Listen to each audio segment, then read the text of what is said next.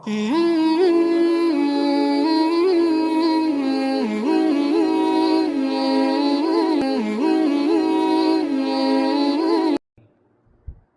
عليكم ورحمة الله وبركاته.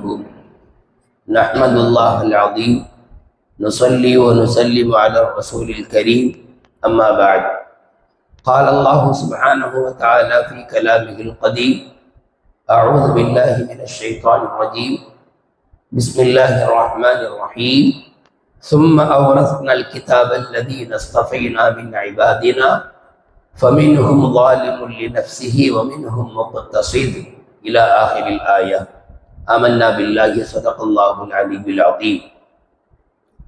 சங்கைக்கும் மிகுந்த மரியாதைக்கும் உரித்தான மேலான பெரியோர்களே, பாசத்திற்குரிய சகோதரர்களே, கண்மணி நாயகம் ஸல்லல்லாஹு அலைஹி வஸல்லம் அவர்களின் நற்பாக்கியங்கள் நிறைந்த உம்மத்துமார்களே, நேற்றைய தினம் நாம் அல்லாஹ் ரப்புல் ஆலமீன் இந்த உம்மத்தில் அல்லாஹ்வை கொண்டு ஈமான் கொண்ட மக்களை குர்ஆனுக்கு வாரிசுகளாக, வான்மறையின் வாரிசுகளாக ஆக்கியிருப்பதாக நாம் சொன்னோம்.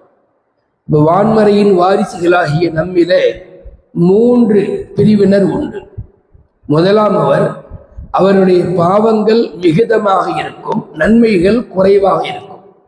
அவருக்கு குர்ஆனுடைய அந்த பாஷையில, குர்ஆனுடைய போக்கில லாலிம் என்று பெயர் வந்துள்ளது. அவர் தன்னுடைய நப்சுக்கு அநீதம் செய்தவர்.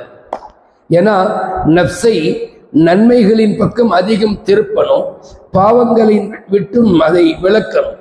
இது அவர் தவற விட்டுட்டதுனால அவருக்கு பெயர் லாலிமுல் லினஃப்ஸிஹி. அவர் தனக்கு அநீதம் இழைத்துக் கொண்டவர். இவரும் சொர்க்கம் செல்லக்கூடிய நபர் தான். எப்படி போவார்னா, அல்லாஹ்வுடைய ரசூலுடைய பரிந்துரையின் மூலமாக அல்லது வேறு ஏதேனும் ஒரு வகையில் அவர் சொர்க்கம் நுழைவார். வான்மறையின் வாரிசுகள் தான் அவர்களும். இரண்டாவது பிரிவினர் இன்ஷா அல்லாஹ் இன்று நாம் பேச இருக்கிறோம். ஃபமின்ஹும் முக்தஸித். அல்லாஹ் சொல்கிறான், அந்த வான்மறையை வாங்கி கொண்டவர்களில் ஒரு பிரிவினர் எப்படி என்றால் நடுநிலையாக இருப்பார்கள். நடுநிலைனா என்ன? யதார்த்தமாக நம்முடைய ஒரு பார்வை இருக்குது என்னன்னா, நடுநிலை என்பது ரொம்ப அற்புதமான ஒரு நடைமுறை. ஏன்னா மார்க்கம் அதை விரும்புது. இஸ்லாம் எதை விரும்புது அப்படின்னா, இபாதத்துகளாகட்டும் வேறு எந்த காரியங்களாகட்டும் வரம்பு மீறி போயிடக்கூடாது, ரொம்ப லோவலை இருந்துடக்கூடாது, மீடியமாக நடுத்தரமாக இருக்கணும். இதை இஸ்லாம் நம்முடைய வாழ்க்கையின் எல்லா கட்டங்களிலும் விரும்புது. குடும்ப வாழ்க்கைன்னு எடுத்துக்கிறீங்களேன். ஒருத்தர் சம்பாதிக்கிறாரு, அல்லாஹ் அவருக்கு ஹலாலான வழியில் ரிஸ்க் தந்திருக்கலாம். இப்போ அவர் என்ன செய்யணும்? அந்த காசு பணங்களை ரொம்ப அவர் வீண் வரையவும் செய்திடக்கூடாது. பிறகு ஒரு 10 நாளையில காசு கையில் நிற்காம போயிடும். ரொம்ப கஞ்சத்தனமும் பண்ணக்கூடாது. அப்படியே வைத்திருந்து வீட்டுக்கு ஒன்று வாங்கி கொடுக்காம, தானும் ஒன்று திங்காம உங்காம அப்படியே வச்சுட்டு கடைசியில பெருமையா சொல்றாரு, மாசம் முடிய போகுது, என்கிட்ட அப்படியே சம்பளம் இருக்குது. இது ஒரு பெருமையா? அப்ப அல்லாஹ் சொல்வான், நீங்கள் இரண்டுமே இல்லாமல் நடுத்தரமாக செலவழிக்க வேண்டும். வாழ்வாதாரத்தினுடைய மிகப்பெரிய வெற்றி ரகசியம் நடுத்தரமான செலவினங்களில் அல்லாஹ் வைத்திருக்கிறான். அதே போல குடும்பத்தின் எல்லா நிலைகள், மனைவியோடு உண்டான வாழ்க்கை, பிள்ளைகளோடு உண்டான வாழ்க்கை, இந்த எல்லா பரஸ்பரம் இருவர் வாழக்கூடிய வாழ்க்கையில நடுத்தரமான நிலை இருப்பது என்பது இஸ்லாம் வரவேற்கிறது. இங்க நாம சொல்லக்கூடிய அந்த வான்மறையின் வாரிசுகளாகிய இந்த உம்மத் நடுநிலையாக இருப்பது என்றால் என்ன அப்படின்னா, பல விளக்கங்கள் இருக்குது. பல கிதாபுகள்ல பார்த்தவரை நிறைய விளக்கங்கள். உம்மத்திற்கு விளக்கங்களுக்காக பஞ்சம். அல்லாஹு அக்பர். இந்த உம்மத்தினுடைய முன்னோடிகள் குர்ஆனுடைய வசனங்களுக்கும் சரி, அல்லாஹுடைய ரசூலின் வார்த்தைகளுக்கும் சரி ஏராளமான விளக்கங்களை, தெளிவுரைகளை சொல்லியிருக்கிறார்கள். அதுல ஒரு சில விளக்கங்கள் நம்ம இப்ப பார்க்கிறோம். முக்தஸித் என்றால் யார் அப்படின்னா, அவருடைய நன்மையும் தீமையும் சரிசமமாக இருக்கும். 50-50, 50% அவர் நன்மைகளும் செய்வார், அதே போல அதே அளவுக்கு தீமைகளும் செய்வார். இதுவும் நல்ல தன்மை தான். ஏன்னா நேற்றே நம்ம சொன்னோம், தீமைகளை செய்யாமல் ஒரு மனிதர் உலகத்தில் வாழ முடியாது. அப்படின்னா அவர் மலக்காக தான் இருக்கணும். ஆனா அதே சமயம் அந்த தீமை அவரை மிகைக்காம பார்த்துக்கணும்.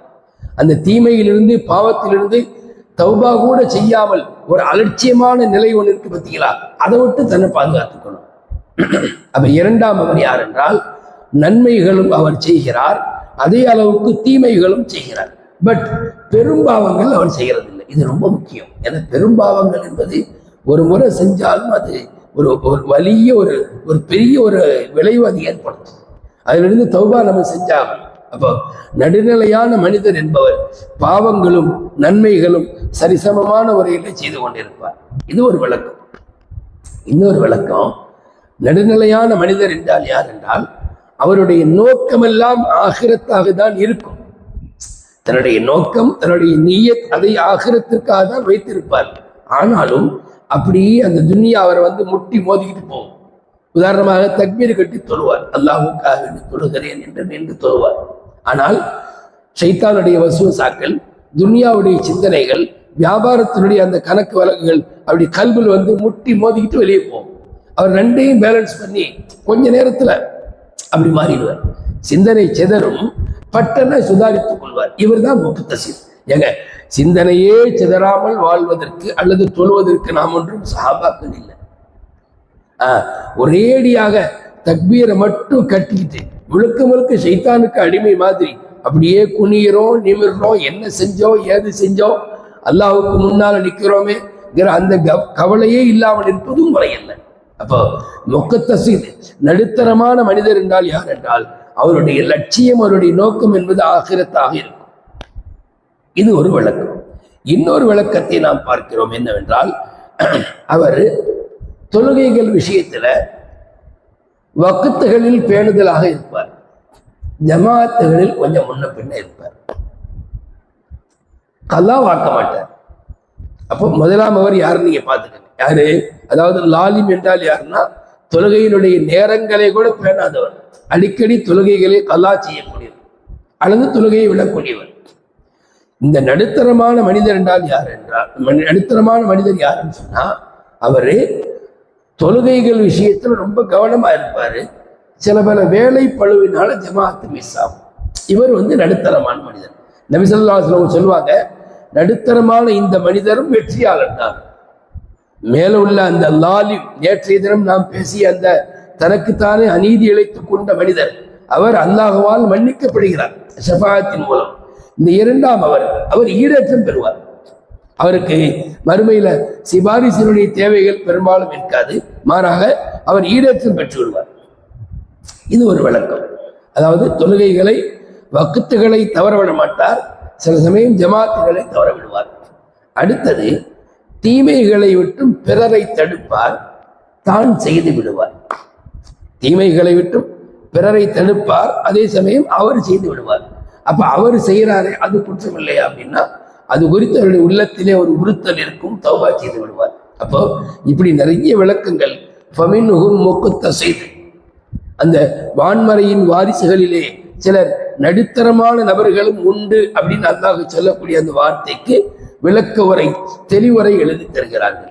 மேலான பெரியவர்களே, இந்த நேரத்தில் நாம இது எதுக்காக தெரிந்து கொள்கிறோம் என்றால், குர்ஆனின்படி வாழக்கூடிய நாம், அல்லாஹ்வுடைய ரசூலுடைய ஹதீஸின்படி வாழக்கூடிய நாம், நம்முடைய வாழ்க்கையில சில தடைகள் வரும், பாவங்கள் குறுக்கே வரும், பாவங்களை செய்தும் விடுவோம். செய்த பிறகு நாம் என்ன நினைக்கணும்னா, அதிலிருந்து தௌபா செய்யறதுக்கான வழிகள் என்ன அப்படின்னு தேடி வெளியாகிறோம்.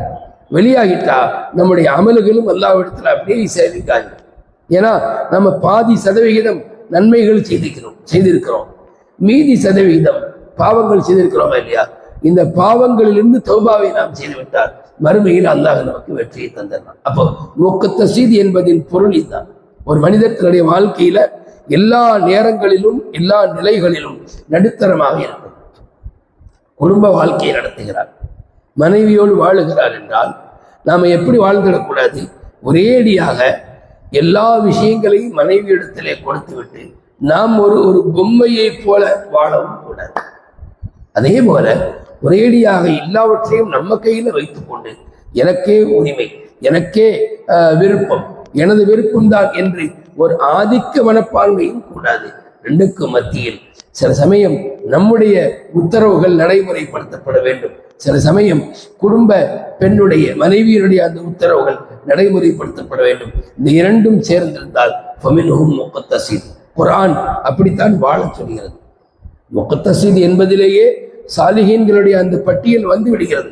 இருந்தாலும் பாவங்கள் நம்மிடத்தில் இருப்பதனால அதிலிருந்து வெளியாவதற்கான வழிகளை மேற்கொள்ள வேண்டும். அல்லாஹுடைய மிகப்பெரிய ஒரு மகத்தான கிருபை இந்த குர்ஆனின் பரக்கத்தால உம்மத்தில் எல்லோருமே சொர்க்கம் நுழையக்கூடிய ஒரு தௌஃபீகை அல்லாஹ் தருகிறான். அதிலேயும் முக்தஸித் என்பவர்கள், அதாவது நடுத்தரமான நிலையில் வாழ்ந்தவர்கள், ஈடேற்றம் பெற்ற நிலையில் அல்லாஹ்விடத்தில் செல்கிறார்கள். வல்ல நாயன் நம்மை அதுபோல சாலிஹீன்களின் கூட்டத்தில் சேர்த்தல் புரிவானாக. நாளை கியாமத்து நாளையில் அல்லாஹுடைய வேதத்தின்படி வாழ்ந்த மக்களின் கூட்டத்தில் அல்லாஹ் நம்மை சேர்த்தல் புரிவானாக. ஆமீன் ஆமீன் யா ரப்பல் ஆலமீன். அஸ்ஸலாமு அலைக்கும் வரஹ்மத்துல்லாஹி வபரகாத்துஹு.